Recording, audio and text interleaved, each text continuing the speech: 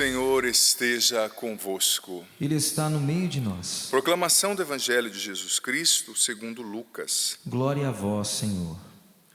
Naquele tempo, Zacarias, o pai de João, repleto do Espírito Santo, profetizou dizendo: Bendito seja o Senhor Deus de Israel, porque visitou e redimiu o seu povo.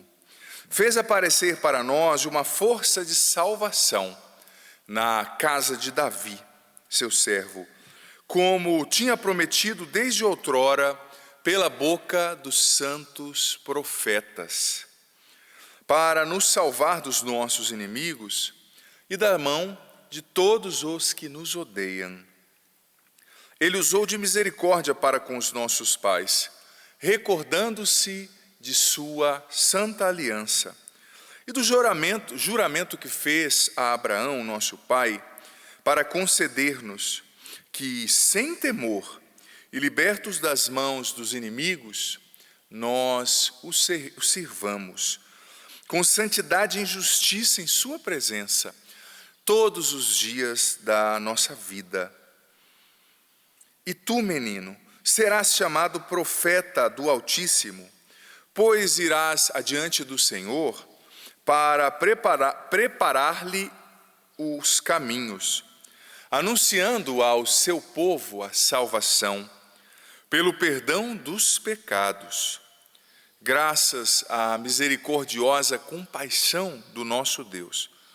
O sol nascente que do alto nos visitará, para iluminar os que jazem entre as trevas e nas sombras da morte estão sentados, e para dirigir os nossos passos,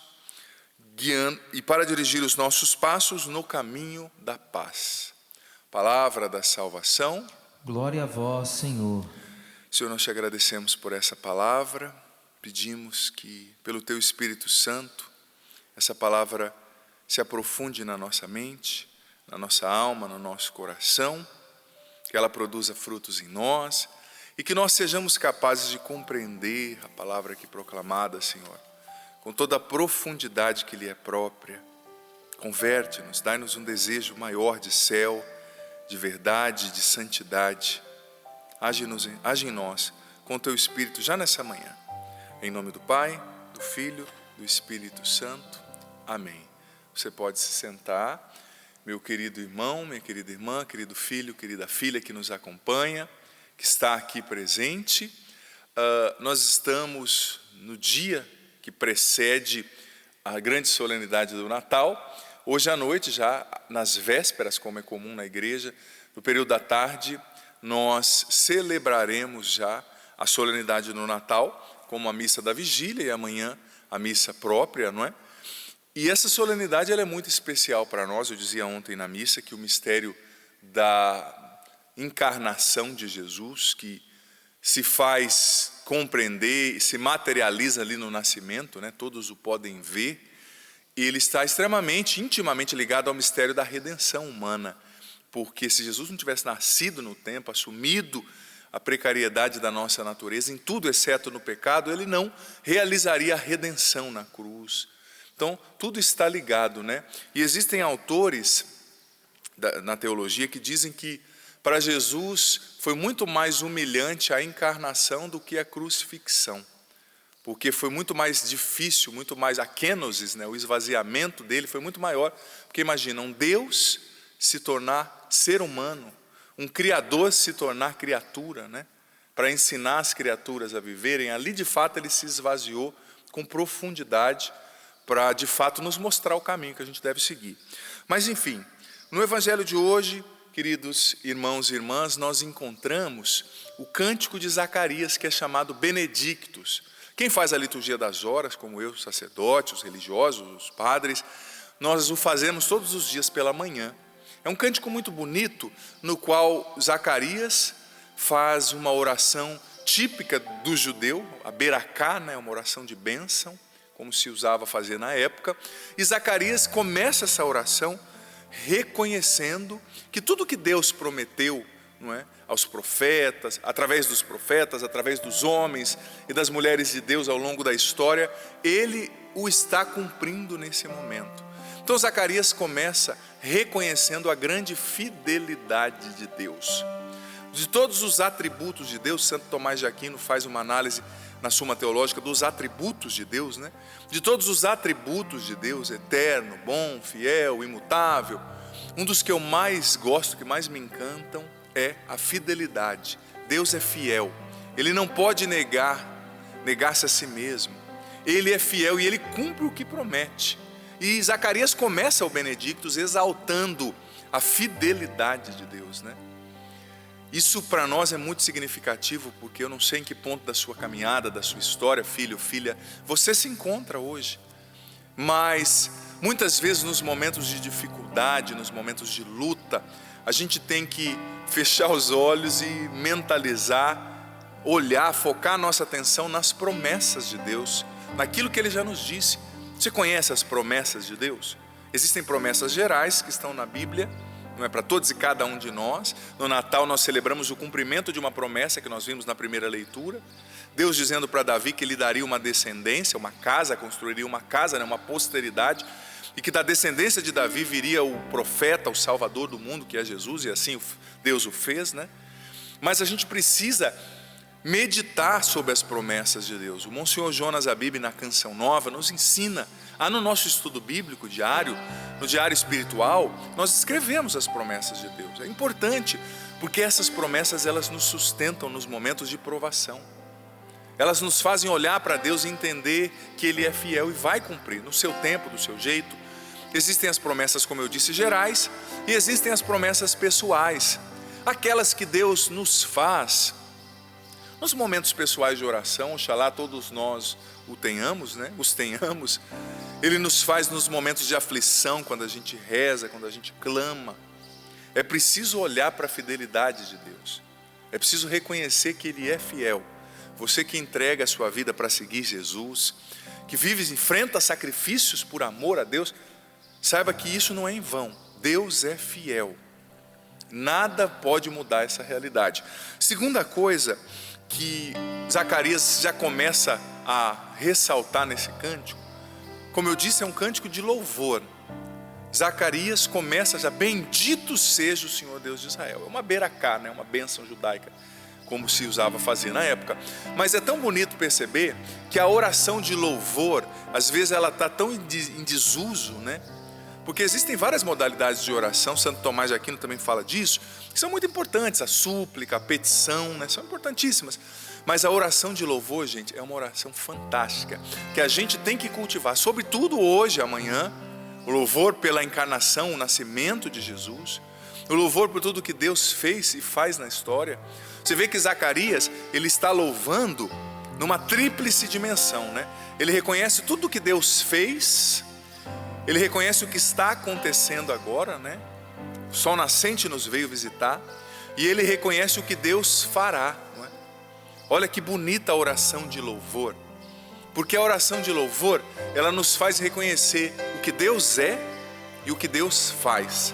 E a oração de louvor, gente, é uma arma tão grande, é uma arma tão poderosa, sobretudo você que luta, por exemplo, com problemas emocionais, psicológicos, tais como a depressão, tais como outros transtornos afins, O que uma depressão, um transtorno de ansiedade faz? Ele faz com que você se volte para você mesmo e fique sempre remoendo aquilo que não deu certo, fique sempre lembrando do que não é bom, fique sempre se culpando, Sobretudo nessa época, essa época do Natal, é uma época nostálgica, não dá para dizer que não, Uma época na qual a gente se lembra do ano, se lembra do que deu certo, do que deu errado. Talvez você perdeu pessoas nesse ano de 2020, um ano difícil, Talvez você perdeu o seu emprego, perdeu condições. Como você chega nesse Natal, Talvez você chegou aqui sofrida, com dores na alma que só Deus entende, às vezes nem você, se sentindo impotente, se sentindo inútil, sozinho. Mas o louvor, como o padre dizia, ele faz você tirar os olhos de você, e ele faz você olhar para alguém maior do que você.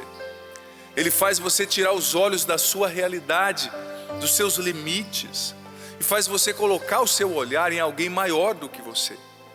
Sabe, quando você louva, Você está dizendo para o seu cérebro: olha, apesar dos seus erros, apesar de tudo de ruim que existe alguém maior que está no controle.